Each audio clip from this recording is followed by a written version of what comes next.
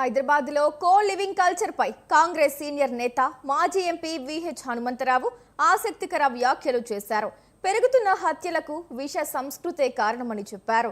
దీనిపై కాంగ్రెస్ విద్యార్థి సంఘం ఎన్ఎస్యుఐ దృష్టి సారించాలన్నారు. షీ టీమ్స్ మంత్రి శ్రీధర్ బాబు ప్రభుత్వం ఫోకస్ పెట్టాలని విహెచ్ అభ్యర్థించారు. అడ్డుగోలు సంస్కృతి వల్ల హైదరాబాద్ కి చెడ్డ పేరు వస్తుందని చెప్పారు.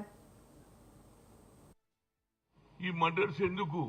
ఈ ప్రేమలో ఉండి సొంత భర్తనే చంపడం, కూతురు తల్లిని చంపడం అనేది కూడా ఒక కొత్త ఆలోచన వస్తుంది. ఇది ఎంతవరకు పోతుంది అనేది దీని మీద ముఖ్యంగా అందరు ఇంటెలెక్చువల్స్ దీని మీద చర్చ జరగాలి, ఏది సెమినార్స్ పెట్టాలి.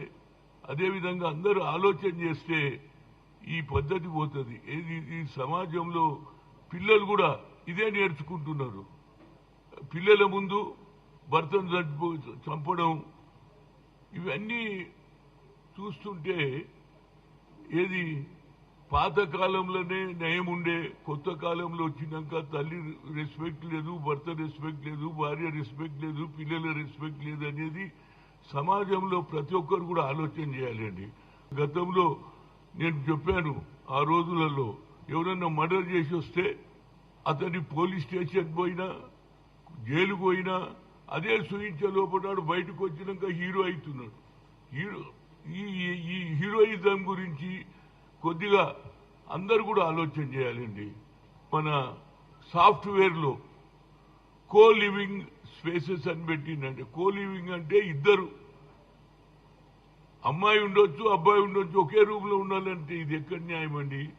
దీని మీద మా ఎవరు మినిస్టర్ ఉన్నాడు కదా శ్రీధర్ బాబు, ఆయన సాఫ్ట్వేర్ మినిస్టర్ కాబట్టి దీని మీద ఆలోచన చేయాలి.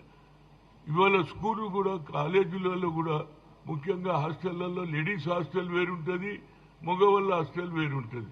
కానీ ఇది కో లివింగ్ స్పేసెస్ అని పెట్టేసిందండి. ముఖ్యంగా ఏది మన సాఫ్ట్వేర్ ఇండస్ట్రీ ఉన్నటువంటి ఏదైతే ఏరియాలు ఉన్నాయో గోపనపల్లి కానీ అన్ని ఏరియాలలో ఇది స్పేస్ పెట్టి ఆడపిల్ల మగపిల్ల ఒకే రూమ్లో ఉంటారట.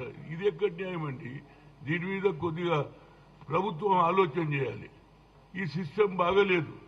ఇప్పటికే ఇన్ని అన్యాయాలు జరుగుతుంటే ఆడపిల్ల రూములో మగపిల్లాడు ఇద్దరే ఉంటే ఏ పరిస్థితి వస్తుందో చెప్పండి. దీన్ని కూడా ప్రభుత్వం ఆలోచన చేయాలి. మన సాఫ్ట్వేర్లో కో లివింగ్ స్పేసెస్